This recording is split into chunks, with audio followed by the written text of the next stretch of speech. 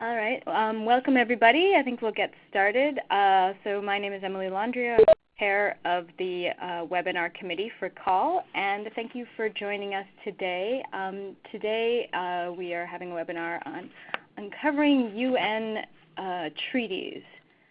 So let me take a moment to introduce our speaker, who is doing her second webinar with us. Susan Gord has worked at the Dag Hammarskjöld School Library at the United Nations headquarters in New York since 2013, where she is the law librarian and training coordinator. Prior to working at the DHL, she worked at the Library of the Supreme Court of Canada and Library of the Department of Foreign Affairs and International Trade, now Global Affairs.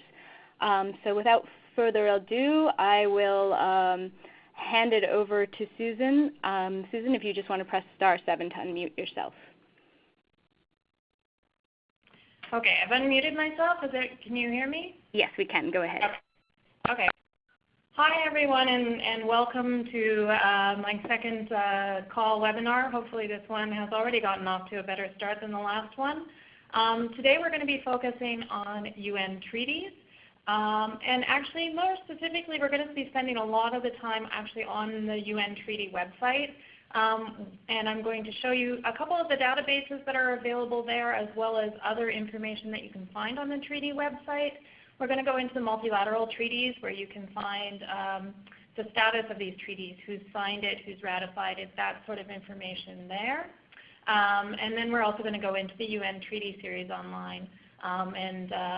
Along the way, I hope to be able to show you a few tips and tricks on using those databases and searching for information in there. After the UN treaty website, I'm going to talk about a little bit about when you're looking for the travaux préparatoires of a UN treaty, for the negotiating history or the legislative history of it. And I'm going to point out a few websites that are UN websites that are good to know about when you're looking for those documents, those meeting records, those conferences, that sort of thing, that are available as UN websites when you are doing treaty research. And then finally, I'm just going to point out to a few treaty research secondary sources that are online that are free, that could be helpful for you if you're looking for treaties. So as I said, I'm going to be spending the majority of the time talking on the UN treaty website. There's a lot of information on there. It's really designed for UN practitioners in mind. But there is some FAQs, a glossary, there's some resources, and as I said, there's the two databases that I'm going to go into, the status of treaties and the UN treaty series. There's also the League of Nations treaty series is available through there as well. So if you are in fact looking for League of Nations treaty series, you can find it on the UN treaty website too, but I'm not going to go into it today. And then finally, the treaty website does actually allow you to register for alerts. So if there's a treaty that you're monitoring for any reason and you want to know what's happening with it, or you're monitoring a particular country, you're actually able to set up an alert to receive notification from the treaty section of the Office of Legal Affairs here at the UN to know when new documents have been submitted to the treaty section. A lot of my presentation today is going to be in fact screenshots, because I understand from the last time when I was actually on the website itself, the system took a while to sort of catch up to things. So these are sort of static images, but I'm sort of hoping that I'll be able to explain everything as I go along here. This is what the treaty website looks like. It's really easy to get to. It's treaties.un.org. And from this treaty website, there's the option, as I said, at the bottom of the page to sign up for automated subscription service. What you do is you just register. If you're a new-time user, you can register there, create a password, and then you select either what treaty or what country you want to monitor, and you get emails, automated emails to you. It's also a way if at any point you need to contact the treaty section for some reason, the only way that you can do that is if you're actually already signed up for automated subscription services. Of course, if you do have problems researching UN treaties and you can't find something, you can also contact the Dag Hammarskjöld Library at any time. Also at the bottom of the UN treaty website page, there is a website user guide that you can see here. It's about a 15-20 page user guide that's up there. So if you want to refer back to something, it is available for you there. So the way that the UN treaty website is sort of set up. It's set up, as I said, sort of for UN practitioners, both the people that work in the treaty section of the UN and for people that are working with treaties, the diplomats that are based here at UN. So you can see what they have is a bunch of tabs at the top here, and then I'm going to go into the tabs and explain a little bit what's in here. First, I'm going to start with this overview tab and just point out that there is a glossary that's there. And this glossary gives you definitions that are sort of in treaty terminology. So if you're not familiar with treaties and you're not familiar with what exactly a declaration is, or acceptance or approval, what they mean when they're referring to these things, notifications, ratifications, all that sort of thing, if you go under the overview section to glossary, you can find just a basic explanation of what all these terms are when you're on this treaty website, if you're not already familiar with it. I'm skipping over depository and registration and publications for the moment because we're really going to focus on that later. Under resources, there's a few also handouts and publications that could potentially be useful to you. The first one that I'm going to talk about here is this treaty handbook. So what the treaty handbook is, it's official in all 6 official languages of the UN. It's published here, so it is available in English and French as PDF. And it's basically set up by the treaty section of the Office of Legal Affairs, and it's intended as a guide to, as I said, the diplomats and the practitioners on exactly how treaties are created and how they're maintained and how you would go about creating a treaty, basically. So it's treaty law and treaty practice, and it's a really simple user guide to it, I guess you could say. So I'm going to go into the English one just to give you an idea.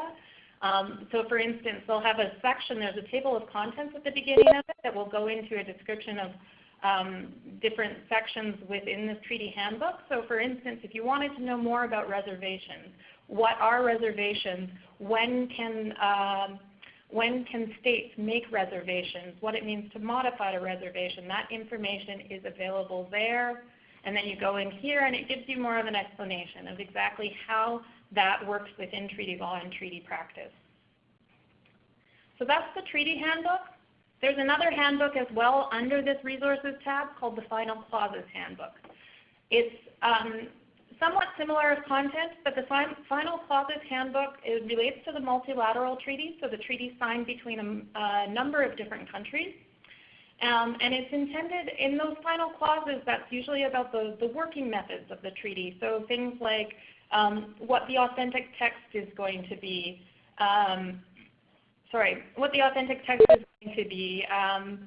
who is going to be the depository of that treaty, when it comes into force, the entry into force information, that's all in the final clauses there. And so this handbook really sets out exactly when you're creating a multilateral treaty, the final clauses, this handbook sort of explains, once again, to practitioners how these final clauses are set up, what they mean, that sort of thing. So once again, going into this handbook, here you can see, for instance, participation in multilateral treaties. There's something called the All-States Formula, and there's something called the Vienna Formula. This relates to which states are allowed to sign a treaty and what's sort of considered a state under a treaty. And so if you want clarification about that sort of thing, you can find that in this Final Clauses Handbook. So you can see here treaties, participation in it, and as it relates to the Vienna Convention. So the Law of the Sea, for instance, talks about who can participate in the Law of the Sea Treaty. Also under the resources, there's a HTML of UN regulation that relates to when treaties get registered and published by the UN. So Article 102 of the United Nations Charter says that all member states are supposed to submit, give any bilateral or multilateral treaties that they've agreed upon to the United Nations for the United Nations to publish. And this really sets out the rules of how things get published, what gets published, and that sort of thing. So this is actually the regulations of the United Nations when it comes to implementing that Article 102 as it relates to the publication of member states' treaties and agreements.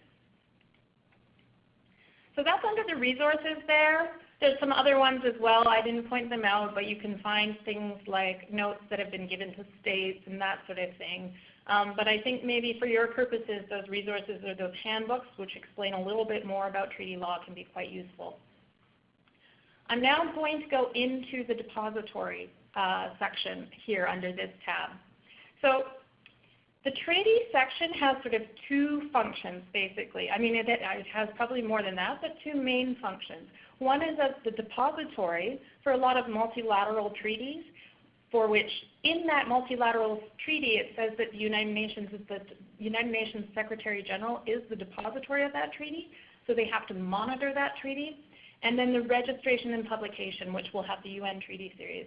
If you're familiar at all with the old UN Treaty website, you'll know that these used to actually be under databases, so you could go to one place to find the two databases. Well, they've now sort of separated them by function. So if you're under the depository tab, this is where you'll find the status of treaties. The status of treaties are these multilateral treaties. There's over 560 of them that have been deposited with the Secretary General. So the Secretary General acts as a depository. So all the treaties, all the notifications, that sort of information are supposed to be brought to the Secretary General. It gives you the latest consolidated status of each of those treaties. So it will tell you what member states have signed, what member states have ratified, any reservations, any declarations, any communications. Those will all be put there in one place. So it includes the participants, any communications, and it's arranged by chapter because if you're familiar with doing treaty research in the past, this actually used to be a print book. And when we go into the database itself, you'll see that it is in fact organized like it's a print book. By the way, you can see here on this depository side here, there's a link that says Status of Treaties 1959 to 2009. This is actually the old print book. They stopped publishing in 2009, and now this website is available. So like a print book, it's organized by chapter. So each of these chapters will be about a different topic. I normally recommend people that they actually browse down and go by chapter. So if you were looking for instance at something to do with human rights, so like the Genocide Convention, you would go under Chapter 4 for human rights. If you knew you were looking for something on refugees, go under the chapter of refugees. So for instance here, I'm going to go under environment. And here you can see this is what it looks like. Once I click on the environment link, I'm brought to a list of all the the multilateral treaties that the Secretary General is the depository for. And I'm going to focus now, you can see there's the Paris Agreement, which was the most recent environmental agreement that was negotiated under the auspices of the UN. And you'll see that it's marked with 7D. Because it's a subsequent agreement under the United Nations Framework Convention on Climate Change. So you'll have the original negotiated treaty and then any subsequent treaties negotiated under that, any optional protocols, that sort of information will be under that section of that chapter. When I click on the Paris Agreement right here, I'm actually brought to the information on the Paris Agreement. Now, it will always tell me at the top the status of it. So you can see, for instance, this is the status March 31st, 2017, when I took this screenshot. And you can see that basically it will tell you, as of that time, how many countries are signatories and how many countries are parties. And then you can see there's a list down here that will tell you which countries are participants. And if they have signed it, when they've signed it, if they've ratified it, there will be nothing there. If there's an acceptance or approval, it will be marked with an A in there.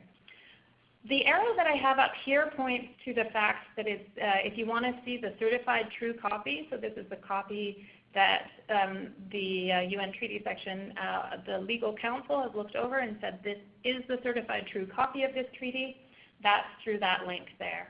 And you can see as well, it has things like the entry into force information. When did this treaty come into force, in accordance to which article under the treaty, and then further information there. You can also see notes here. So this is giving you all the information about the treaty itself, and then to get to the treaty, you actually click on the text here. Because the Paris Agreement is quite new, this is not going to the UN Treaty Series, but normally it does. If you click on this link, it will take you to the section within the UN Treaty Series with the text of the UN Treaty Series. Now, you can also, so that's when you go under the browse by the title status of treaties. You can do a title search as well. So if you type in Paris Agreement, for instance, if you go from status of treaties to title search, you can see I type in Paris Agreement and I get Paris Agreement. Now, one of the reasons that I sort of, I might caution you on this is that sometimes I find, for instance, if I type in climate or that sort of thing, the Paris Agreement doesn't actually have climate in the title. And so you do actually have to have the title of the treaty as it actually is. It's what I generally recommend for this website as well, is to keep your keywords to a minimum and make sure that you're using just the basic words so that you can find the information there. I find that the title and the keyword searching is not quite as strong as using the browsing function. So that is the multilateral treaties, the status of treaties website. So basically, if you are looking for a multilateral treaty that the UN, that has been negotiated under the UN, and the Secretary General is the depository for that information, if you go under the status of treaties, you get all of that information about who signed, when they signed, any reservations or declarations. It's all been compiled into one page, and from there you can get the full text of the treaty. The UN Treaty Series, on the other hand, is this is the publication side of the treaty section, and this is the one that has multilateral and bilateral treaties. So it's got over 250,000 treaties and treaty actions in here, so it's the largest collection of treaties. And so these are treaties that are between states and then between a number of states. In the UN Treaty Series, the texts are always available in English and French, and whatever the authentic language of the treaty is. So for instance, if a treaty was negotiated between two Spanish-speaking countries, it would probably be available in Spanish and then also in English and French. If it's been negotiated between two English-speaking countries, you're going to have English and French. The UN Treaty Series that's available online includes the entire UN Treaty Series that is the published treaty series, and it also includes some other treaties that have been registered but not yet published. So you'll find all of the treaties that you have in your volumes of UN Treaty Series through the UN Treaty website. As I said, the website is really organized based on the work of the UN and the work of the treaty section. So you'll find the UN Treaty Series under Registration and Publications here. How the UN Treaty website works, you're brought to this page, which is the advanced search of it. Now you can do a title search, you can do a participant search, you can do a full text search, you can look at the latest volumes. But the thing is that you can actually do a title search within the advanced search, you can do a participant search within the advanced search, and I would actually not recommend doing a full text search if I'm to be completely honest.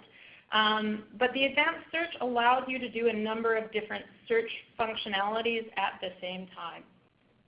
So just to show you a little bit of how it works, it is an older database, so you have to sort of think of it like it is an older database.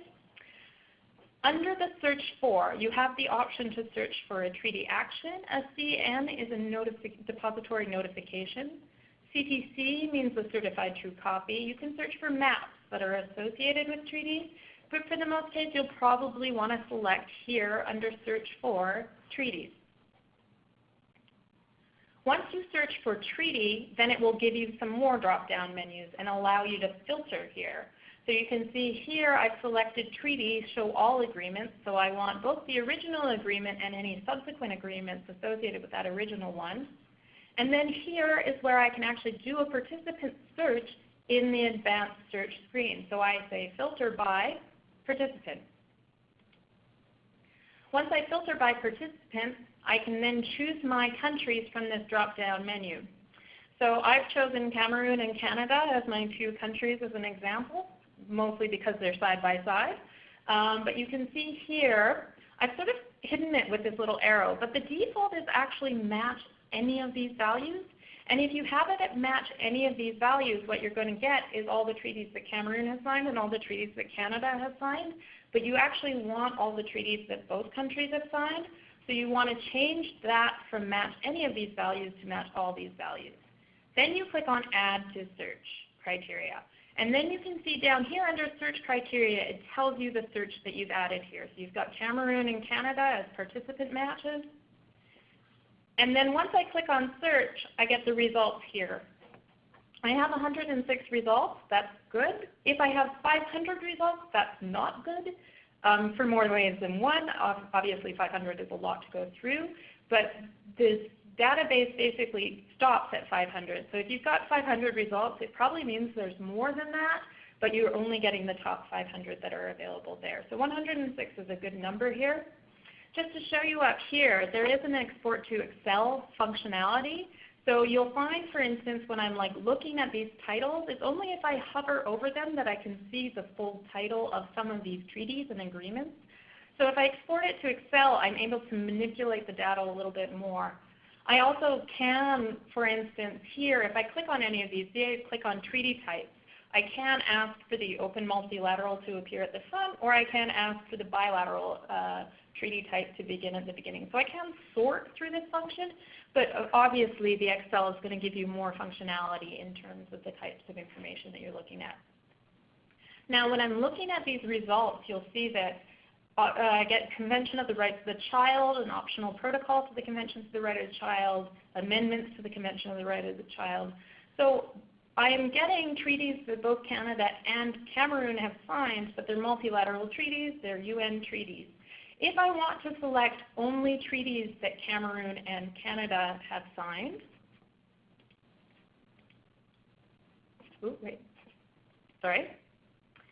if I go back to the search here and then choose Filter By, I can filter by treaty type and say that I only want bilateral treaties. I say match, it doesn't matter which one in this case I choose because there's only one value, but I say add to the search criteria. And then I get only bilateral treaties that Canada and Cameroon have signed. Now you can see when I get here, I get the title, I get the registration number, the date that it was registered with the UN. So sometimes treaties have been signed between two countries, but there's a lag between when a treaty has been signed between two countries and then when it's been registered at the UN. So you can see here the date of conclusion is actually 1982, and it was registered at the UN in 1995. And then I get the UN Treaty Series volume number there.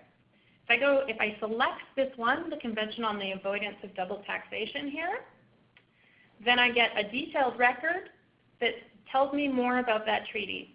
So it tells me the participants of it, who submitted the treaty, so it was Canada who actually registered the treaty, when it was signed, the date it was signed, where it was signed, the entry into force information, the authentic text, that sort of information is there.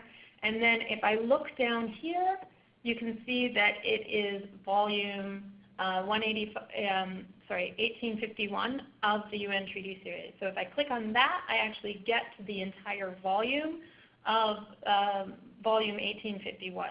In some cases, with some of the more common treaties or more popular treaties, you'll get the actual text of the treaty itself, but you'll always get to the volume of the treaty. And you can see here it's one of these examples of a limited publication. I actually looked into why, because it looked like it had the full text there. But a lot of times with these tax treaties, because there's under those regulations of the UN, they might not have all the sort of supplemental annexes and that sort of information there. So if I see limited publication, I can go back to the treaty regulations to see exactly why this doesn't have all the treaty information available there. Now, I know as librarians, we often actually have citations, and we want to search by a citation that we have. You might see UNTS somewhere, and you'll have the volume number and the page number. This UN Treaty Series website does not really allow you an easy way to punch in that citation and then click on search and find that information, but there is a workaround. And that workaround is once again under this filter by. You can choose filter by volume number. So if you have a citation and you know the volume number for it, you can choose filter by volume number, and then you can put the volume number in here. So you can see, for instance, I chose volume number 668. I entered it in there. Once I click on search here, I'll get all of the treaties that are in volume 668. So there's 18 different treaties on there. I can select any of these treaties, and then I will be brought to that detailed record. And you can see this is an example where they're actually taking you directly to the text of the UN treaty itself. But if I click on the volume in PDF, then I'll get to the volume of the UN Treaty Series, and then I can just go to the page that I'm looking for, and I can find that treaty volume there within the PDF.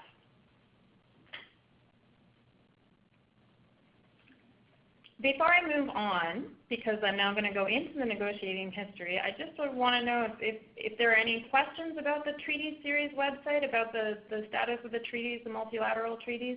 If so, feel free to put them in the chat box. I'm happy to answer those questions there.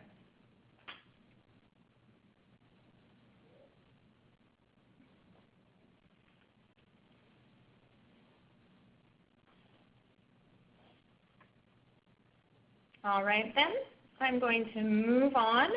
But if you do have questions, by all means, please feel free to put something in there, and I'm happy to answer them and go back to the treaty website. So really, when you're looking for treaties, I always actually recommend people, especially if it's a multilateral treaty, to go to the UN Treaty website. And then for the UN Treaty Series themselves, you're going to have it's going to be your biggest collection of treaties, the published treaties. However, if you're actually looking at a treaty and you're wondering exactly the negotiating history of a treaty, and you want to know more information about how law of the sea came into being, or the Rome Statute establishing the International Criminal Court, there's a few other websites that I would recommend that you check out when you're doing treaty research. So the first of which is the Audiovisual Library of International Law. So you can see the URL here is not an easy URL to remember, but if you Google Audiovisual Library of International Law, you'll retrieve this result. This is actually produced by the Codification Division of the Office of Legal Affairs here, and the intention is to be a teaching tool and a dissemination of international law throughout the world. It looks like this. And it's under the historic archives that you're going to find a lot of information that you will find very valuable. So each of these historical archives will be dedicated to a specific legal instrument, a treaty, a convention, that sort of thing. And then each entry will include an introduction written by a prominent legal scholar. There will be a procedural history, a list of related documents, and a link to the status of the treaty. So it will go back to that status of treaties website and that database that's available through the treaty website. There will also be audio and visual materials as well to give you a little bit more of a history or connection to that website, or sorry, to that convention.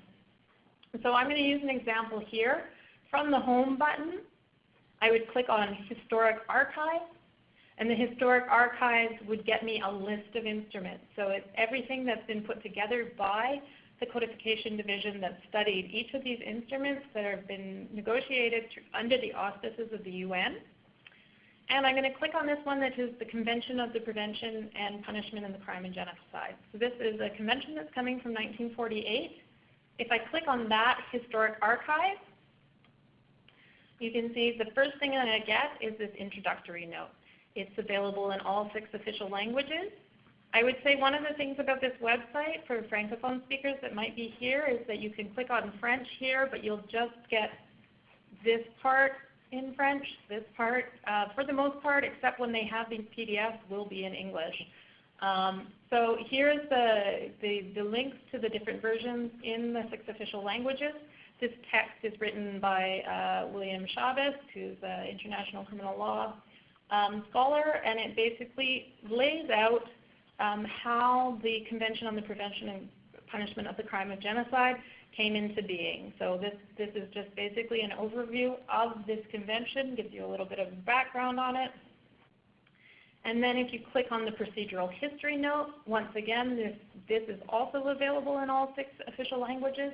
It will tell you exactly, lay it out to you, that the General Assembly resolution from December 11th, 1946 established that genocide was a crime under international law, and goes into further descriptions about ECOSOC preparing a draft convention, then there's another resolution. That sort of procedural history is available there. Not all of these, you can see some of these are hyperlinks, but not all of them are. But at least if you have the document symbol, then you're able to find the document through the official document system of the UN. If I go under the next link, though, documents, this will just get you the document symbol. So this doesn't give you it in a narrative form, unlike the procedural history, but it will really, just in point form, tell you that these are the documents that you should be concerned with. And these are the documents, so you can see down here, 6th Committee of the General Assembly, which is the legal committee of the General Assembly of the United Nations. In these summary records, they discussed the Convention on the Prevention of the Crime of Genocide. So it's these summary records that will give you further information on these treaties and these conventions here. Under status, as I said, that will link back to the status of treaties that is available through the treaty website, and then the videos and the audios and the photos will be from that time taken from the audiovisual library at the UN. Under the Audiovisual Library of International Law as well, there is a lecture series here that is actually given by legal scholars and practitioners on international law. And if you're interested in the law of treaties, there is actually a number of lectures on the law of treaties as well as a number of topics. So you see here I've gone from historic archives, and I'm going into lecture series now. And you'll see here under lecture series, there are a number of different lectures on international law topics.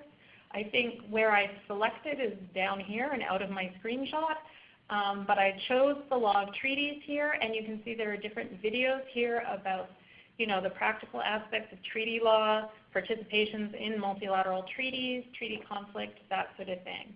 This woman here actually used to work in the treaty section of the UN, so this really does explain and goes through how treaty law works and what the UN does and that sort of thing. But as you can see, there are also other topics too. So if you're interested in arms control, if you're interested in the Arctic or development, courts and tribunals, there will be different lectures that are available under that lecture series. Along with that lecture series, so you've got the historic archives that tells you about the negotiating history of a treaty. Then you've got the lecture series where you can watch videos by professors or legal practitioners about different topics in international law. Under the research library, there is a treaty section there as well. And this treaty section lists two treaty collections available online. It includes collections maintained by the UN and other international organizations, collections maintained by states and other entities, and collections maintained by other entities. So it looks like this. So you've gone from home to historic archives to lecture series, and then under research library if you choose treaties here. And you can see the first one here is the United Nations Treaty Collections, but they have other ones too. So for instance, I use an example of the International Civil Aviation Organization. A lot of the air transport treaties are actually, the status of the treaty is monitored by that body, and I know that by looking at the final clause of a treaty. And so the UN will not monitor the status of that treaty. The UN Secretariat won't, but I'll know that if I go into that the treaty collection by that specialized agency, that might get me the status information there. Another example I might give is a lot of the humanitarian law things are actually the depository, the Geneva Convention depository is actually the International Committee on the Red Cross in Geneva. So depending on the treaty, the multilateral treaty, it might not be the UN Secretary General who is the depository of that treaty, and so you might need to go to other websites to find out information about the status as well. Under collections maintained by states, you can sometimes find the different states' treaty series as well. As I said, there's sometimes a delay between when a treaty comes into effect and when it gets registered in the UN. So I often tell people if they're having problems finding it through the UN website, and through the UN website, you might want to actually see if it's a bilateral treaty. Depending on the country, you might be able to find bilateral information under these collections maintained by state. And then under collections maintained by other entities, it's things like the World Treaty Index, which I'm going to go into later, and Worldly as well, which does have some treaties. So if you can't find something through the UN treaty website, this research library will point you in directions where you can find other things. Going from the Audiovisual Library of International Law, the next website I'm going to go into is called Diplomatic Conferences. This is once again published by the Office of Legal Affairs, the Codification Division, and this is where you're going to find the official records of diplomatic conferences held under the auspices of the United Nations. So, a number of times a treaty gets negotiated at a conference. So this happened with the Rome Statute. That was a conference that was held in Rome, hence why it's called the Rome Statute. The Law of the Sea was negotiated at a conference. A number of other conferences have been held. So generally what will happen at the UN is the General Assembly will say it would be good to have a treaty on this sort of thing, and then they say let's hold a conference on it. Now these are official documents, but in the case of some of these publications, like for instance the Law of the Sea, where there's been 3 different conferences held on the Law of the Sea, you're looking at many volumes of official records because the conference is held, it breaks out into smaller groups, and then each of these smaller groups will negotiate particular points. These official records are sometimes available in the ODS, but this website will have some of these diplomatic conferences. All of the official records would be available there. So if you're not able to find something through the diplomatic conferences, you can, through the ODS, you can find them through the diplomatic conferences as well. There's a couple other websites that I'm going to point out. So for instance, if you are looking for, I tell people once again, the UN treaty website you'll be able to search for, it's going to be your biggest collection of treaties, and it will have everything in the UN treaty collection, and then in the UN treaty series, and then it will have all the multilateral treaties for which the UN is the Secretary General is the depository for. But if you're looking for treaties between different countries, I do recommend some of these online sources for foreign and international law. GlobalX has very good research guides, and in some of these research guides, if you do a Control-F and look for treaties, you might be able to locate exactly where you find this, where you can find treaties for particular countries. Likewise, Worldly has treaties that are available there in the treaty collection. I know that the OSCE has put a lot of treaties available through there on Worldly as well. The World Treaty Index, just for your information, this is the link that works. There is another link there that's World Treaty Index. It doesn't actually work. And this is the one where you can find treaties negotiated in the 20th century. Now it's just an index, so it will tell you when treaties have been signed, who signed them, and then it will give you a reference to either, say, the UN treaty series or to a national treaty series. So once you have the citation, of course, then you can go and you can find that treaty through the database or through the print resource itself. And then, because I'm speaking to the Canadian Association of Law Libraries, Global Affairs Canada actually has a treaty website as well, where you can find treaties here. They will have HTML text of the treaty, and they will have citations sometimes when the full text is not available there. I don't now, having moved to the UN, I don't really use this website particularly often, but I know back when I worked at Global Affairs Canada, I used it quite a bit, especially when I was looking for bilateral treaties, because I found it to be a bit easier to use than using the UN website itself, because the UN one takes a little bit of time to work through. So basically that is my presentation. If you do have any questions, I'm happy to answer them. I'm happy to explain a little bit further about these ones.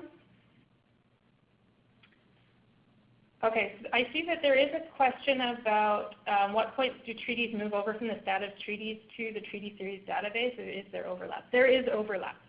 So they all should be in the treaty series database. That is the UN treaty series database. That's the function, the publication function of the UN, so all treaties should be there. What's in the status of treaties is the ones that are, so if I go back to actually I'm going to go back to the status of treaties website. Let me see. Hold on just one second here. I'll go back to that page.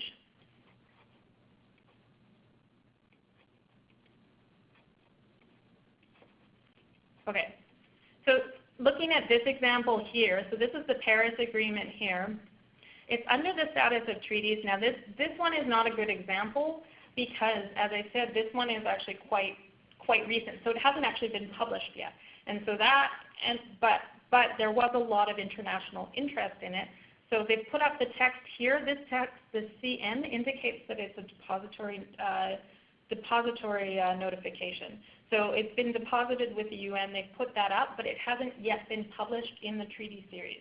Once it gets published in the treaty series, this text here will change to a UNTS citation. So it will go to the UN treaty series citation itself. So it will link you to the UN treaty series. What the status of treaties says is not the text of the treaty. The text of the treaty is actually in the UN treaty series, but the status of treaties will update you as new notifications come in, as a new communications has come in, if there's any reservation, if there's any communication. I'm a little hesitant to go into the website itself, but if you would like me to, I could. But basically that's the case, is that the status of treaties is giving you extra information that is available for those treaties that have been deposited with the UN Secretary General, because in the final clauses there it says that the UN Secretary General is the depository and plays that function and plays that role. Okay, so I've been encouraged to try the website, so I will go in here. Let's see.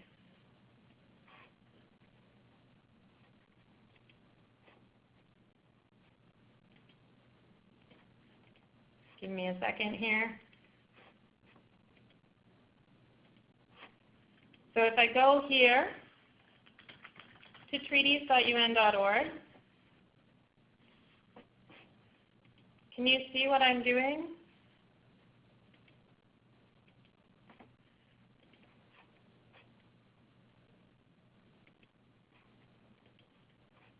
Sorry. Hold on just one second. Okay, so I'll go back to the website here.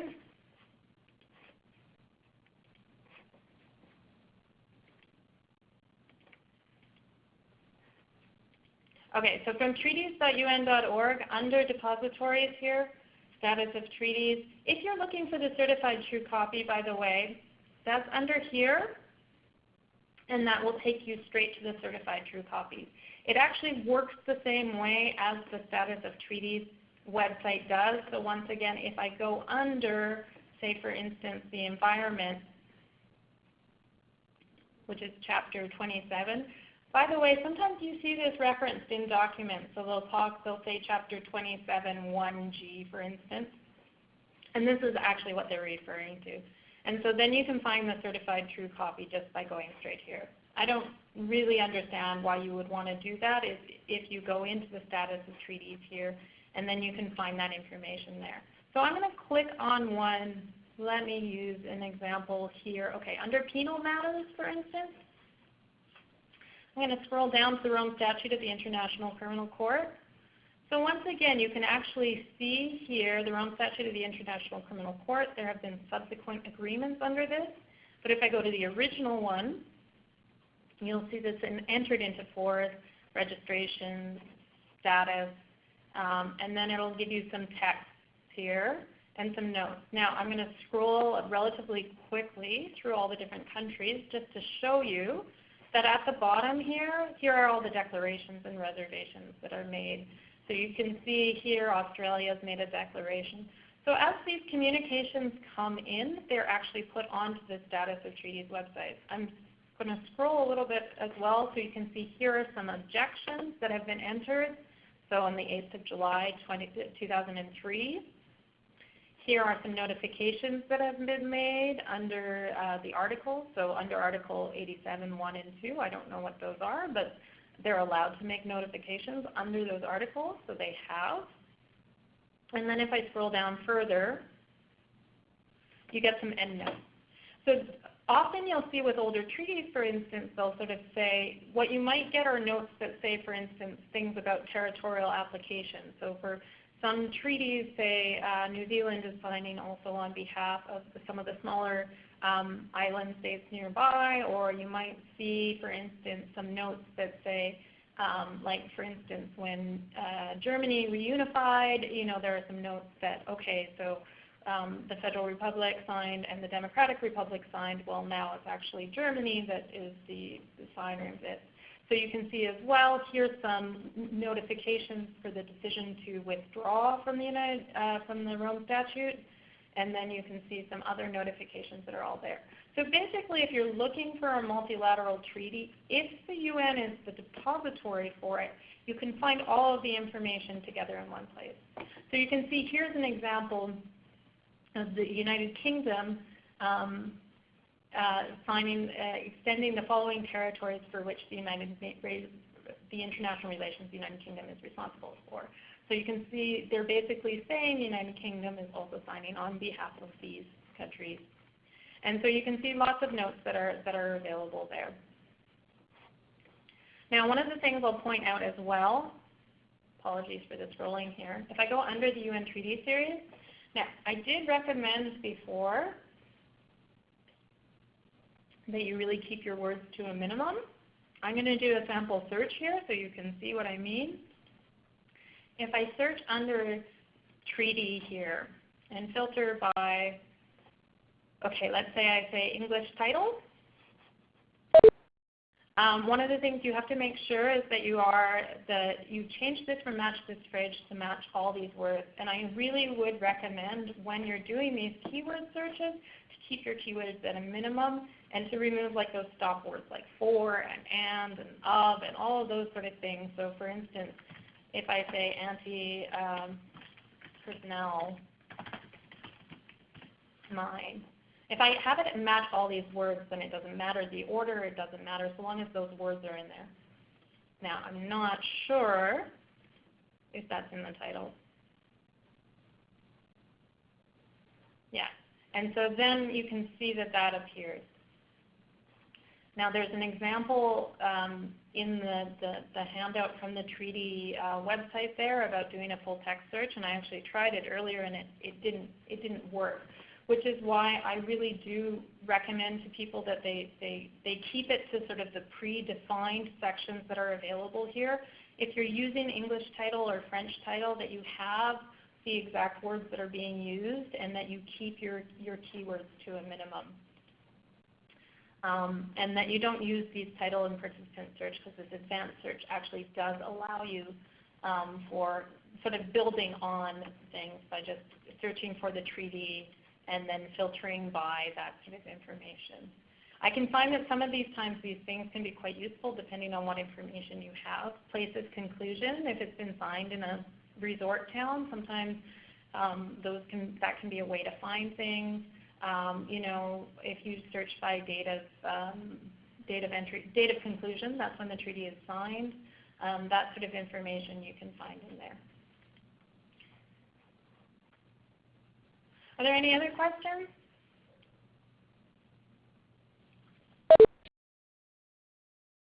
If I go back here, I'm going to go back to Google just to show you.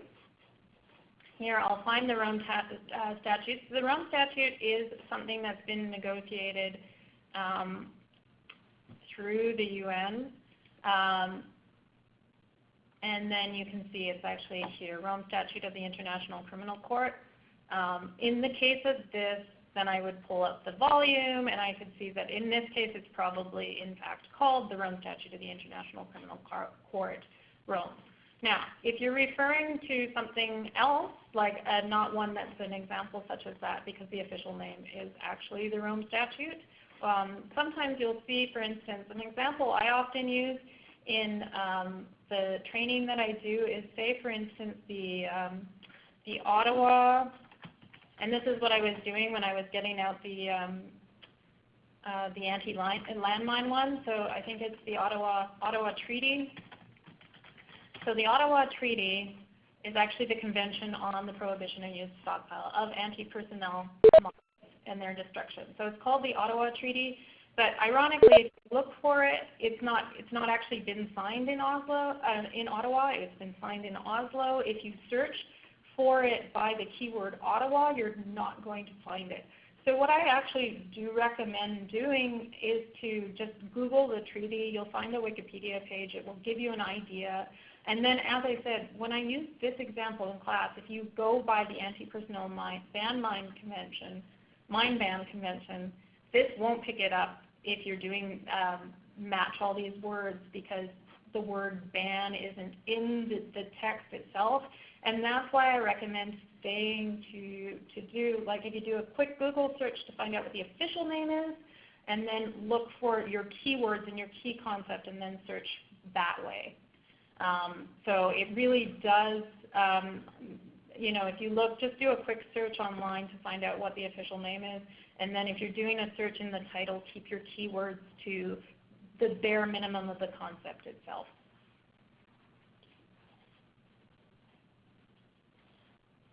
I was really surprised to find out the Ottawa Treaty was not actually signed in Ottawa.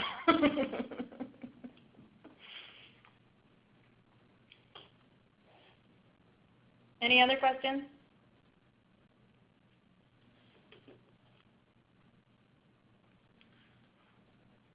So one last thing that I'll show you then. First of all, as I mentioned before, if you register for the automated subscription services, you can actually contact the treaty section. And they used to have it a little bit more available so that you could contact them if you had questions about treaties. But they've made it so that you actually have to register first so that they're getting more sort of legitimate questions. But if I go back here, if you're not already familiar and you haven't attended my other session, of course the website for the library of the UN is available at library.un.org. Under Research the UN, we have some research guides, including some under international law. And we do have one, if you go under international law itself, there's a little tab that deals with treaty research. But you'll see it's just one page on that. The Peace Palace Library has a really good guide on treaty research as well, so I recommend that as well. Also, under this help, there's Ask DAG, which you can find at ask.un.org. And you can search for treaties here just by typing in your word treaty, and it will come up with some answers. Like, for instance, what is the difference between signing, ratifying, and accession of treaties, of UN treaties?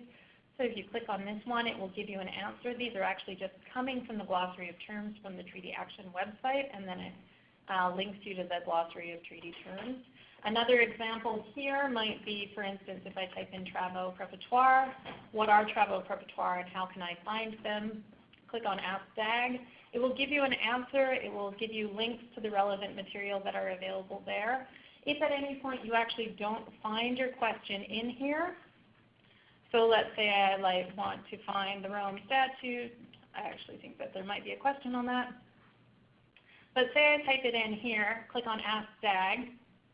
It will give me sample questions that I might want as answered. But if I don't see my question there, if I click on Submit a Question here, I can type in my question in here, put in my name, my email, Then here you would choose librarian, click on submit. Just make sure you have your email address correctly or we can't help you.